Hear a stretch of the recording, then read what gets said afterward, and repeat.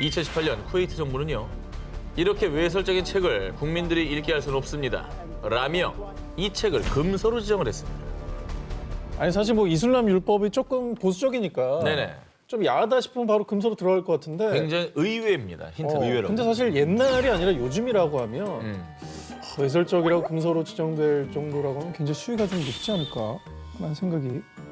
너무 문란해서 이슬람 문화와 맞지 않는다는 이유로 쿠웨이트에서 금서로 지정된 이 책의 정체. 세계적인 동화 작가 한스 크리스티안 안데르센이 쓴 이 너공주입니다. 우리가 아는 그 인어공주 아리엘? 사실 또 옛날 동화잖아. 나온 지 오래됐는데 이게 2018년도에 새로 지정됐다는 게 좀 이해가 안 되고 그게 야했나? 목소리를 뺏어가고 이런 게 좀 잔인하다라고 생각은 했었지만 이게 야한지는 잘 모르겠는데. 자, 그렇다면 동화 인어공주가 쿠웨이트에서 금서가 된 이유. 바로 주인공 인어공주의 패션이었습니다. 에? 애들도 다 보는 이 동화책에 주인공이 버젓이 비키니를 입고 나온다는 게 말이 안 된다는 거였죠. 뭐 아무리 그래도 내용이 좋은데 그게 금서가 된다는 게. 자, 그런데 말입니다. 인어공주 외에도 쿠웨이트에서 다소 황당한 이유로 금서가 된 책들이 또 있습니다. 바로 신의 예술가 미켈란젤로의 다비드상 사진이 들어간 백과사전. 요거는 뭐 앞에 인어공주를 듣고 나니까 알겠네요. 아, 근데 예술로 봐야지 그걸. 주요 부위를 무화과 잎으로 가리지 않은 펄거벗은 상태라는 이유로 백과사전 자체를 금서로 지정했다고 합니다. 헐. 아니 근데 사실은 유명한 조각상들이 대부분 이런 이유라고 하면은 애들은 루브르 박물관 가지도 못하겠는데. 아니 저는 심지어 저 다비드상 옆에서 사진 찍은 게 제가 8살 때였거든요. 그러면 쿠웨이트 시민들은 궁금해요. 이 책들이 금서가 된 것에 공감을 하는지. 자, 실제로 쿠웨이트의 많은 사람들은요. 금서를 쌓아올린 사진과 함께 책이 마약처럼 되고 있다. 금서 거래상을 둬야 할 판. 순수한 동화책을 어떻게 그렇게 생각할 수가 있지? 라며 정부를 비판했습니다. 특히 쿠웨이트의 여성 운동가 샤마엘 알 샤리히는요. 히잡을 쓴 인어공주는 없다. 인어공주의 비키니가 문란하다고 생각하는 건 부끄러운 일이다. 라고 주장했습니다. 시대마다 나라마다 금서의 기준은 다를 수가 있습니다. 그러나 모두가 납득할 수 없는 이유라면 금서로 지정하기 전에 조금 더 많은 고민이 필요하지 않을까요? 자, 이번에도 아주 화끈합니다. 2012년 5월 초 미국 플로리다주에 있는 한 도서관에서는요. 우리는 포르노를 수집하지 않습니다. 서가를 더럽힌다는 이유로 이 책을 도서관 내 퇴출 도서 목록에 올렸습니다. 정말 미국도 감당 못할 굉장히 심한 수위의 책인가? 아니 만약에 늘 그쪽으로 자꾸 생각하시는데. 예. 그러니까 아 뭐 이유를 생각하다 보니까. 자, 그 주인공은 2011년 출간된 후 50여 개국에 번역돼 1억 부 이상의 판매고를 올리며 전 세계 출판기를 뒤흔들었던 에로틱 소설 그레이의 50가지 그림자입니다. 근데 아니 저거를 금지를 했다고? 미국에서? 저게 이제 출간됐을 때 기억이 나요. 그때 어떤 일이 있었냐면 책 싸게가 많이 팔렸어요. 책 싸게. 내가 저 책을 들고 있는 거를 남들이 몰랐으면 하는 거구나. 전철에서도 딴 책에 가려서 이렇게 보고 막 그 정도 센세이션했어요. 자, 일단 소설 그레이의 50가지 그림자는요. 백만장자 사업가 크리스티안 그레이와 문학을 전공한 아나스타샤 스틸의 다소 과격한 사랑을 다룬 작품입니다. 영화가 수위가 많이 낮아서 많이 실망들 하셨죠. 오상진의 금서 베스트 10은? 헨리 밀러의 북해기사. 아 이게 내가 어린 마음에 책 서에 꽂혀 있는데 초등학교 때 내가 모르고 그걸 본 거야. 아, 초등학생. 그 묘사가 막 아직까지 생각나. 입에 올릴 수 없는 그 묘사. 자, 우리에게는 영화로 익숙하지만은 영국의 주부 E.L. 제임스의 소설이 원작이었습니다. 처음에는 트와일라이트 시리즈의 팬픽으로 썼다가 점점 성인 취향의 색채를 띠게 되고요. 특히 성인 여성들 사이에서 입소문이 퍼지기 시작하면서 다음 화 빨리 내놔요. 현기증 난단 말이에요. 37,000여 개의 리뷰가 쏟아졌습니다. 그리고 이 인기에 힘입어 2011년 그레이의 50가지 그림자가 책으로 출간됐는데 오프라인에서도 초대박! 급기야 2015년 동명의 영화로도 개봉됐습니다. 자, 그런데 말입니다. 이렇게 전 세계적으로 센세이션을 일으켰지만 소설 속 주인공들이 가학적인 관계를 추구하는 등 외설적이라는 이유로 미국 플로리다주, 위스콘신주, 조지아주 등의 도서관에서 퇴출 도서 목록에 오르게 됐던 것이죠. 아까 저기 인어공주도 금서였잖아요. 네. 그거에 비해서는 금서가 될 수도 있다라고 이해가 되는 면이 있는데 그럼에도 불구하고 미국은 안 그럴 것 같다라고 생각을 했단 말이죠. 그러면 청소년들이 접근 못하게 딱 연령 제한만 걸어놓으면 되는 거 아닌가 싶기도 해요. 자, 사람들의 반응도 마찬가지였습니다. 요즘 시대에 뭔 소리야. 우리도 작품을 선택할 권리가 있다고요. 결국 한 달도 채 지나지 않아 해당 플로리다 도서관 책장에 그레이의 50가지 그림자가 다시 꽂히게 됐다고 합니다. 1999년 미국 미시간주에서는요, 이 책을 두고 아니 어떻게 이런 책을 우리 아이들이 읽게 할 수 있죠? 또 2019년 미국 테네시주에선 아니 이건 저주를 부르는 책이에요. 아이들을 읽고 악령을 불러내면 어떡할 겁니까? 뿐만 아니라 2000년 영국 켄트, 2007년 아랍에미리트 등 전 세계 각지에서 저주와 악령을 부른다는 이유 등으로 이 책을 금서로 지정했습니다. 악령을 불러낸다고요? 신비롭고 이교도적인 어떤 내용일 거라는 생각은 들어요. 세계 각지에서 금서로 지정한 이 책은 바로 1997년 첫 시리즈 출간 이후 전 세계에서 무려 5억 부 이상 판매된 베스트셀러 조앤 K 롤링의 해리포터 시리즈입니다. 영화로도 제작되며 전 세계인들의 사랑을 받은 해리포터 시리즈. 그런데 출판 직후부터 논란에 휩싸이며 금서 요청이 쏟아졌습니다. 그 이유는 일부 종교학교의 학부모들은 해리포터 속의 마법을 다루는 마법사와 마녀가 아이들을 현혹할 뿐 아니라 마법과 주술에 심취하고 악마를 숭상할 수 있다며 항의했던 건데요. 뿐만 아니라 해리포터엔 아브다 케다브라, 크루시오, 임페리오 이렇게 일명 3대 저주 주문이자 금지 주문이 등장하는데요. 2019년 미국 테네시주의 종교학교에선 실제 퇴마사에게 자문을 구한 끝에 책 속의 저주 주문들이 실제로도 저주를 부를 수 있다고 주장. 아이들이 책을 읽지 못하도록 교내 도서관에서 퇴출했습니다. 부모 마음은 알겠는데 저게 너무 좀 검증도 안 된 얘기잖아요. 사실. 이건 조금 너무 심하지 않나는 생각이 들어요. 그렇다면 SF 이런 거 다 보여주지 말아야지.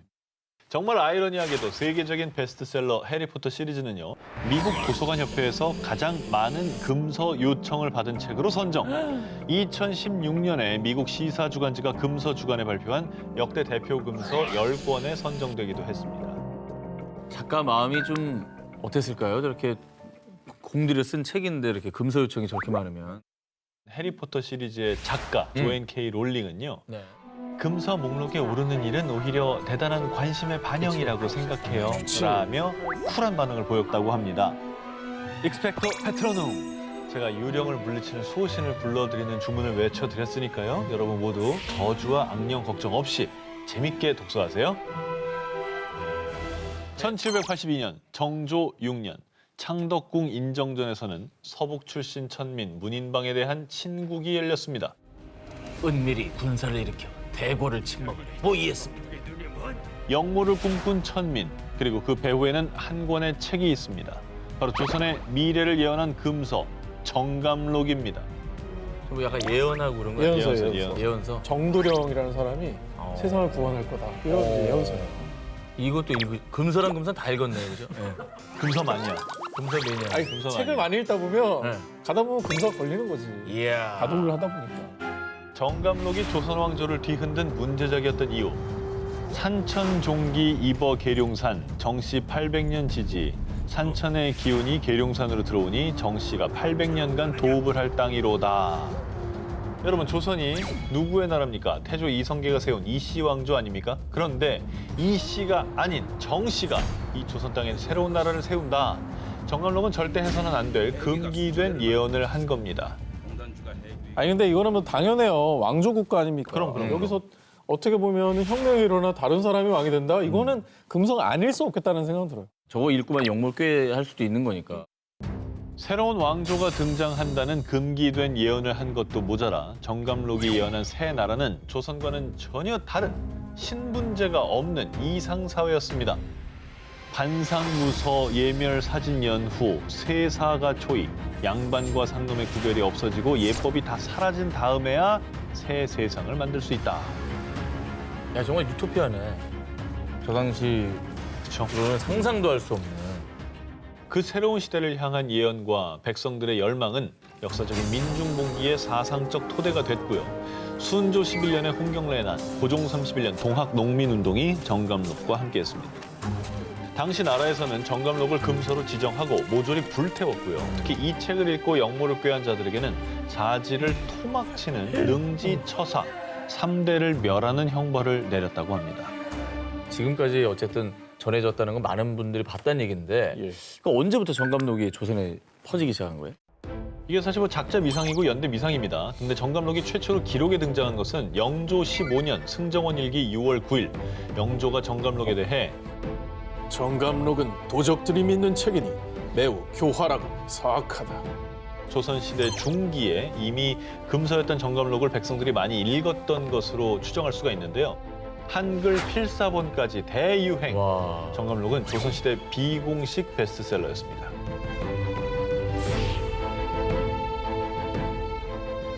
역사상 가장 위대한 작가, 영국 최고의 극작가로 평가받는 윌리엄 셰익스피어의 작품 중에도 금서가 있었는데요. 바로 셰익스피어의 5대 희극 중 하나인 베니스의 상인입니다. 친구를 위해 유대인 고리 대금업자 샤일록에게 돈을 빌린 베니스의 상인 안토니오. 그는 기한 내로 돈을 갚지 못하면 자신의 살 1파운드를 주겠다고 약속하죠. 그러나 안토니오는 제때 돈을 갚지 못하게 되고 샤일록은 끝까지 안토니오의 살 1파운드를 요구해 결국 재판까지 열리게 되는데요. 이때 재판관의 지혜로 샤일록이 패소하고 모두의 해피엔딩으로 마무리됩니다. 살을 도려내야 되는데 뭐 이렇게 피가 한 방울 안 들이고 심장살을 도려내라 뭐 이런 표현이 나오잖아요. 거기서 그런 좀 잔인하다라고 느끼지 않았을까? 정답. 네. 이스라엘에서 반대. 왜 유대인 고리대금업자를 이렇게 나쁜 사람으로 묘사하느냐? 베니스의 상인이 금서가 된 이유. 샤일록이 유대인이라는 이유 때문이었습니다. 그럼 이 책을 안 읽어도 이렇게 알잖아. 이게 당당할 일은 아닌데 좀 이상하다. 뭔가 내가 헛똑똑이 된 느낌이야. 외국의 문학 작품에서 흔히 유대인은 매부리코를 가진 고리 대금업자 혹은 돈밖에 모르는 교활하고 잔인한 인물로 등장. 소설 베니스의 상인 속의 샤일록 역시 피도 눈물도 없는 지독한 유대인으로 나오는데요. 그래서 미국과 캐나다 등의 일부 학교에서는요. 학생들이 유대인에 대한 편견을 가질 수 있습니다. 라는 이유로 베니스의 상인을 교과 과정에서 제외시키고 금서로 지정했다고 합니다. 착한 건 읽었다고 유대인을 영원히 그렇게 나쁜 사람으로 취급할 학생들이 또 얼마나 될까라고 의심은 들어요. 실제로 1986년 캐나다의 한 학교에서는 베니스의 상인 강의를 들은 뒤 학생들이 한 유대인 학생에게 동전을 던지며 어이, 돈밖에 모르는 유대인 사채업자 빨리 동전 주워. 이렇게 조롱하는 일도 있었다고 합니다. 작품 속 악역과 같은 인종이라는 이유로 차별을 당한 일이 있었네요. 그래요. 그러니까 이런 논의는 좀 이루어질만 했겠다라는 생각도 듭니다.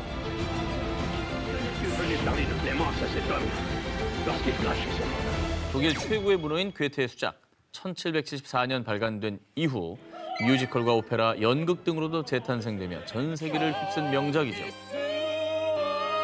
소설 젊은 베르테르의 슬픔입니다. 아니 이거는 왜 금서지? 이건 용어로도 나왔잖아요. 베르테르 효과. 아 그것 때문에 금서라고? 젊은 베르테르의 슬픔은 작가인 괴테 본인의 실제 연애담을 바탕으로 한 소설입니다. 소설의 주인공인 베르테르가 약혼자가 있는 로테를 사랑하게 되지만 이룰 수 없는 사랑에 괴로워하는 애틋한 이야기를 담고 있는데요. 베르테르의 수뇌부를 그린 이 애달픈 연애 소설에 수많은 사람들은 열광했고요. 당시 남성들 사이에서는 작품 속 베르테르가 즐겨 입었던 푸른 연미복과 노란 바지가 유행.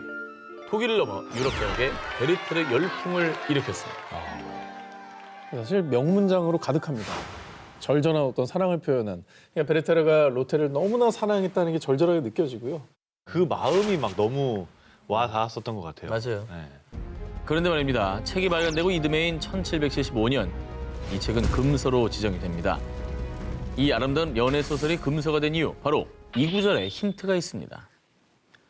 로테, 될 수만 있다면 당신을 위해서 목숨을 바치고 싶었습니다. 탄환은 재어놓았습니다. 지금 12시를 치고 있습니다. 자, 그럼 됐습니다, 로테. 로테, 안녕. 안녕. 이 부분이 좀 문제가 있긴 하네요. 다들 아시다시피 이제 스스로 극단적인 선택을 한 건데 네. 사랑 때문에. 게다가 이룰 수 없는 사랑 아니겠습니까? 이미 정혼자가 있는 또 여성한테 러브레터를 썼으니까 여러 가지의 금지 요소가 있었던 것 같아요. 독일 라이프치히 법정은요. 소설 젊은 베르테르의 슬픔이 자살을 조장한다고 판결. 이 책에 대한 인쇄와 영업, 판매를 전면 금지시킨 겁니다. 실제로 1779년 독일 바이마르에서 한 여인이 실연당한 뒤 강에 몸을 던지는 사건이 발생했는데요. 사망한 이 여인의 소지품 중에 이 소설책 젊은 베르테르의 슬픔이 있었다고 합니다.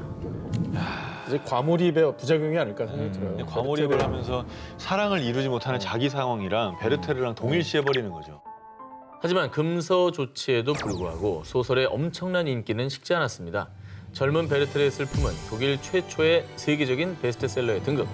이후에 자살 조장 논란을 의식해서인지 1787년에 발견된 개정판에는 독자들이 자살을 범하지 않도록 당부하는 내용이 함께 실렸다고 합니다. 사실은 괴테가 이런 효과를 바라지는 않았을 거예요. 그렇죠. 네, 그가 말하고자 하는 건 사랑의 어떤 절절한 마음이지 자살을 미화시키려는 의도는 결코 없었다고 생각합니다.